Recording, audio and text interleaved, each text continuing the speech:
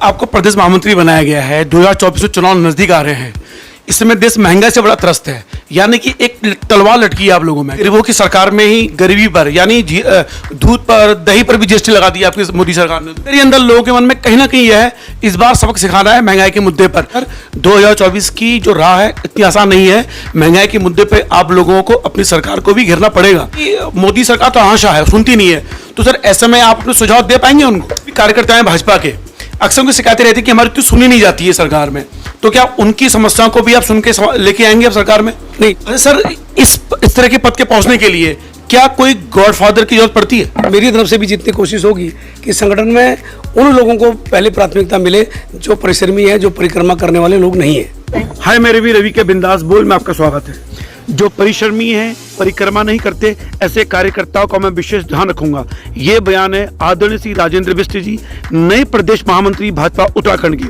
मुझे लगता है कि भाजपा हाईकमान ने एक सही व्यक्ति को सही पद दिया है। उनके आवास में हजारों कार्यकर्ता उनसे मिलने पहुंचे थे।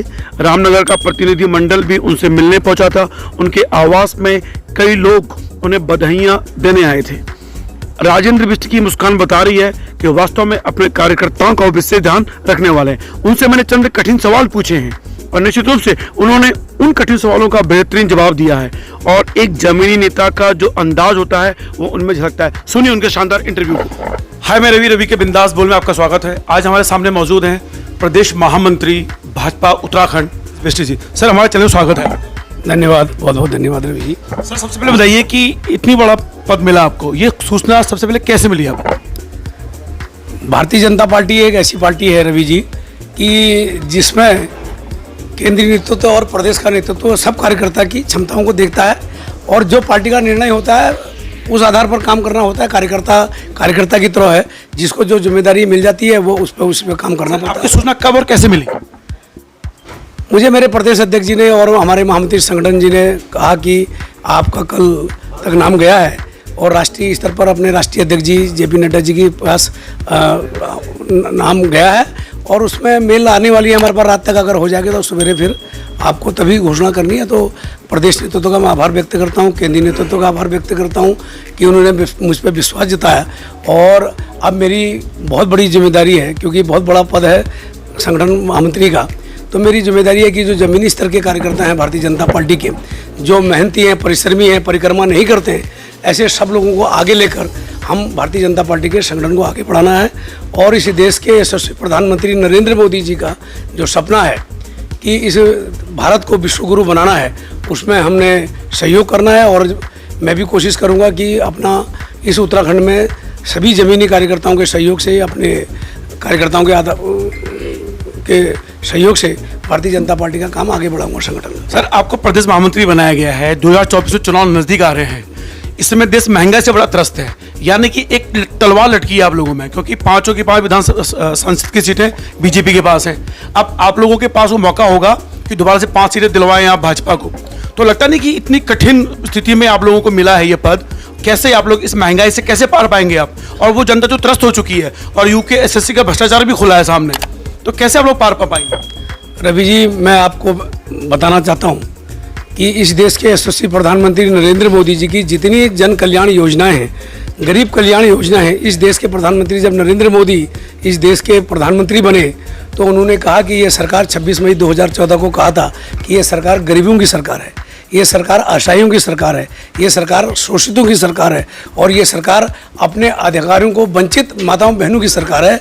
तो उसी को केंद्र बिंदु रखते हुए जितनी योजनाएं बनाई हैं, आप देखिए कि ये कोरोना का ऐसा विपत्ति काल था, पूरा विश्व भारत की तरफ देख रहा था और कहता था कि इनकी 130-35 करोड़ की जनसंख्या है और भारत में अगर ये विस्फोटक स्थिति हो जाएगी तो जिस ढंग से इस देश के प्रधानमंत्री जी ने इतना कोरोना के काल को काटा और उसके बाद 80 करोड़ लोगों को हम दिन बार भोजन की व्यवस्था करी है, तो कहीं ना कहीं थोड़ा स्वाभाविक है। लेकिन कुछ अभी आकस्मिक रूप से कुछ महंगाई होगी तो उसको नियंत्रण किया जाएगा और कर रही है। सर आपने कहा कि गरीबों की सरकार है, हालांकि मैं ये सवाल पूछना नहीं चाह रहा था क्योंकि आज खुशी का मौका है।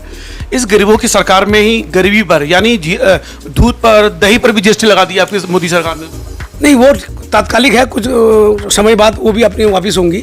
बहुत ज़्यादा इसका अंतर आने वाला नहीं है और इस देश की जनता ने मन बना लिया है कि इस देश का प्रधानमंत्री नरेंद्र मोदी जी के प्रत्येक जन कल्याणी योजना के साथ उनके साथ हैं, उसका परिणाम आप लगातार देख रहे हैं। सर देखिए, क्योंकि मैं ग्राउंड में घूमता हूँ, अंदर ही अंदर लोगों के मन में कहीं ना कहीं यह है इस बार सबक सिखाना है महंगाई के मुद्दे पर। इसलिए मैंने आपसे बोला कि आप लोगों को इस बार कठिन रहा है, आप लोगों के लिए इतनी आसान रहा नहीं है 2024 के लिए, 2024 के लिए। 2022 का जब विधानसभा चुनाव हुआ था तब भी लोगों ने प्रश्न किए थे हमसे कि इस बार भारतीय जनता पार्टी की सरकार नहीं है, जैसा अप्रत्याशित परिणाम आए हैं वो आपके सामने है। नहीं सर, जब मैंने जमीनी रिपोर्ट तैयार की थी तो मैंने बहुत पहले कह दिया था कि बीजेपी जीत रही है, क्योंकि पुष्कर सिंह धामी जी युवा चेहरा था और लोगों ने उन पर भरोसा भी जताया, क्योंकि गढ़वाल क्षेत्र में भी कुमाऊं के मुख्यमंत्री को जैसे पसंद किया जा रहा था आम लोगों द्वारा, मैं नेताओं की बात नहीं कर रहा हूं, तो लग रहा था कि बीजेपी जीत जाएगी। चूंकि मैं ग्राउंड रिपोर्ट देख रहा हूं, इस आधार पर मैंने कहा सर 2024 की जो राह है इतनी आसान नहीं है। महंगाई के मुद्दे पर आप लोगों को अपनी सरकार को भी घेरना पड़ेगा, क्योंकि प्रदेश महामंत्री का जो पद है सर बहुत बहुत मजबूत पद है। नहीं, समय समय पर जैसे संगठन के सुझाव आएंगे, जो अपनी जनता के बीच के सुझाव आएंगे, मेरी भी जिम्मेदारी है, मैं अपने मुख्यमंत्री जी के बीच में और अपने केंद्रीय नेतृत्व को और अपने प्रदेश के नेतृत्व को अवगत कराता रहूँगा। हम लोग प्रयास करेंगे कि कैसे ठीक हो और जनता का कितना लाभ हम लोगों को मिले। तो मैं एक चीज़ और रवि जी आपके बीच में कहना चाहता हूँ कि जैसे आपने मुख्यमंत्री जी की बात कही, मुख्यमंत्री जी को बहुत कम समय मिला था, 6-7 महीने का केवल समय मिला था। जिस प्रकार के उन्होंने कल्याणकारी कार्य किए और लोगों ने उनकी पसंद की, बहुत पारदर्शिता के साथ उन्होंने काम किया, तो उसका परिणाम था कि जब चंपावत में उन्होंने चुनाव लड़ा तो एक विश्व रिकॉर्ड बना, लगभग 96%, 93.4 मिला था। लेकिन एक अमोड़ी मंडल में मैं भी गया था, वहाँ जो मेरे पास पूरा मंडल था वहाँ का 26 दिन में वहाँ रहा, तो 97% में आपकी जानकारी दूँ, 97% वोट अपने मुख्यमंत्री जी को मिला।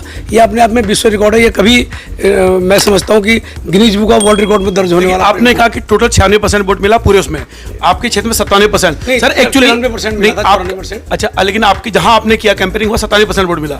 सर आपकी मुस्कान, आपकी जो मृदुभाषिता है, और को भी उनको वो आपको वोट दे देगा आपके माध्यम से, इसमें तो कोई दोहराई नहीं है, क्योंकि वास्तव में विपक्षी लोग भी आपकी तारीफ करते हैं इस मुद्दे पर, क्योंकि आप सबसे विनम्र से मिलते हैं।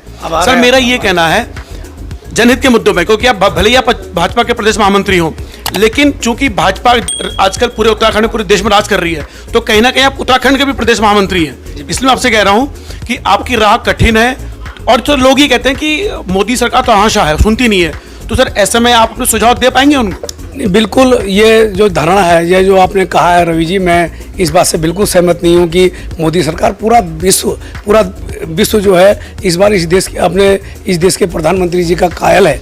पूरा विश्व के अंदर उनके नजर, और भारत की जनता तो आप देखिए 2014 के बाद से एक ऐसा युग परिवर्तन आया कि इस देश में बिल्कुल अलग किस्म का एक छवि बनी है देश की, और इस देश के प्रधानमंत्री पे सबका विश्वास है। और हमारे युवा मुख्यमंत्री हैं, पूरी नई पारी के साथ, पूरी जोश के साथ खेल रहे हैं, और हम लोग भी जितने उनके अब की बार पूरी टीम बनी है, हमने सबने भी, और हमारे महेंद्र भट्ट जी जो प्रदेश अध्यक्ष बने हैं, उनका भी बार बार यही है कि हम जमीनी स्तर पर 2014 का जो चुनाव है उसको रिकॉर्ड मतों से जिताने वाले हैं, ऐसा हम सबका प्रयास है। वैसे आपकी प्रदेश महामंत्री में क्या प्राथमिकताएं आपने निश्चित कर रखी है? जो पार्टी संगठन का आदेश होगा, मेरे को तो, मैं महामंत्री हूँ, उस नाते मुझे काम करना है। हमारे प्रदेश अध्यक्ष संगठन में सबसे सर्वोपरि पद में रहते हैं, लेकिन जो आदेश उनका होगा और जो हमारे महामंत्री संगठन श्रीमान अजय जी का होगा, वो आदेश का पालन करूँगा। और मेरी प्राथमिकता अगर होगी तो मैं यही चाहता हूँ कि ज़मीनी स्तर पर जो काम करने वाले कार्यकर्ता हैं, जो परिश्रमी हैं, जो मेहनती कार्यकर्ता हैं, वो संगठन में आगे आने चाहिए। संगठन में भी नया परिवर्तन हो रहा है, तो हम भी मेरी तरफ से भी जितनी कोशिश होगी कि संगठन में उन लोगों को पहले प्राथमिकता मिले जो परिश्रमी है, जो परिक्रमा करने वाले लोग नहीं है। सर आप जितने भी कार्यकर्ता हैं भाजपा के, अक्सर उनकी शिकायतें रहती है कि हमारी तो सुनी नहीं जाती है सरकार में, तो क्या उनकी समस्याओं को भी आप सुन के लेके आएंगे अब सरकार में? नहीं, जो जनता की जितनी भी समस्याएं आएंगी हमारे स्तर तक, हम अपने माननीय मुख्यमंत्री तक ले जाएंगे उसको। हमारी जिम्मेदारी, नैतिक जिम्मेदारी भी है, उनको बताएंगे कि ये परेशानियां आ रही हैं। और हमारे मुख्यमंत्री जी ने टोल फ्री नंबर किया है, अगर किसी को कोई परेशानी है तुरंत 1 घंटे के अंदर उसका समाधान करने की कोशिश भी वो कर रहे हैं। सर इस तरह के पद के पहुँचने के लिए क्या कोई गॉडफादर की जरूरत पड़ती है? बिल्कुल, ये जो लोगों में भ्रम था आज तक, मैं आपको रवि जी बिल्कुल आज पूरे उत्तराखंड के अंदर और विशेषकर कुमाऊं के अंदर मैं आपको बता दूं, ये मैसेज कार्यकर्ताओं में है कि काम करने वाला व्यक्ति भी भारतीय जनता पार्टी के सर्वोच्च पद पर जा सकता है। देखिए, केवल काम करने वाला व्यक्ति। देखिए, ये सवाल मैं उन लोगों के लिए छोड़ रहा हूं जो विपक्ष में है, यानी बीजेपी की वाले नहीं है, यानी गैर बीजेपी दल वालों के लिए। भाजपा में ऐसे ऐसे कार्यकर्ताओं को ऊंचे पद मिलते हैं क्योंकि काम देखा जाता है, लेकिन जैसे कांग्रेस है, बहुजन समाज पार्टी है, जो अन्य दल हैं, वहां पे सिर्फ अगर आपका गॉडफादर तो आगे बढ़ते हैं, तो क्योंकि विपक्ष को मजबूत होना पड़ेगा, इसलिए मैंने सवाल पूछा है ताकि आपकी आंखें खुलें और आप अपने उन मजबूत कार्यकर्ताओं को ऐसा पद दें जिसके कारण विपक्ष की भूमिका पद मजबूत होगी।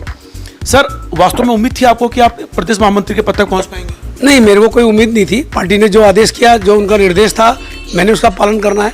मुझे ये नहीं था कि मैं प्रदेश महामंत्री बनूंगा। मैं तो एक साधारण कार्यकर्ता हूँ। इस प्रदेश का मैं प्रदेश मंत्री था, उधम सिंह नगर का मैं जिला प्रभारी था, कई जिम्मेदारियां मेरे पास थी। प्रधानमंत्री जी के, नरेंद्र मोदी जी के मन की बात का मैं प्रदेश का संयोजक था। किसान मोर्चा उत्तराखंड का भी मैं प्रदेश का प्रभारी हूँ। इसके अतिरिक्त जितनी अधिकतर जिम्मेदारियां थी वो पार्टी का मैं निर्वहन करता था और पूरी लगन के साथ और पूरी मेरी कोशिश रहती थी कि मैं कर्मठता के साथ और पारदर्शिता के साथ अपने जो मेरे को जिम्मेदारियां दी है मैं उनका निर्वहन कर रहा था। सर, अंतिम किंतु कठिन सवाल से मैं ये इंटरव्यू को खत्म करूंगा। यूके एसएससी में आम लोगों में चर्चा है कि अभी तक सिर्फ अधिकारी पकड़े जा रहे हैं, लोग पकड़े जा रहे हैं। सफेद पोश नेता, क्या लगता है सर आपको कि नेता अगर से पकड़े जाएंगे?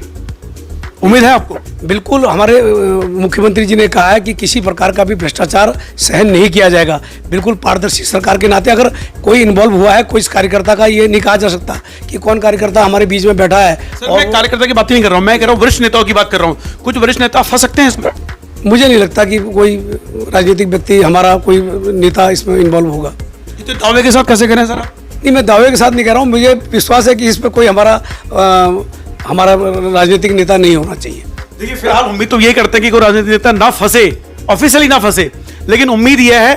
देखिए, फिलहाल रवि के बिंदास बोल देखने के लिए शुक्रिया आपको लंबी पारी के लिए, और उम्मीद करता हूं कि पूरे उत्तराखंड में आप एक ऐसे प्रदेश महामंत्री बने कि एक ऐसा मील का पत्थर साबित हो जिसके ऊपर शायद कोई प्रदेश मंत्री आने की कोशिश करे तो उसे लगे कि यार उनके बराबर मुझे पहुंचना है। बहुत बहुत धन्यवाद।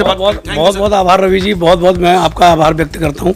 आप बड़ी दूर से यहाँ अगर मेरे बीच में आए, मैं आपका हृदय से आभार व्यक्त करता हूँ। आपके चैनल का भी आभार करता हूँ। Thank you sir. तो रवि के बिंदास बोल देखने के लिए शुक्रिया। जो लोग इसको यूट्यूब में देख रहे हैं प्लीज सब्सक्राइब करना ना भूलें, और अगर उसको फेसबुक में देख रहे हैं तो पेज को फॉलो करना ना भूलें। फिलहाल आप सुन रहे थे प्रदेश महामंत्री भाजपा उत्तराखंड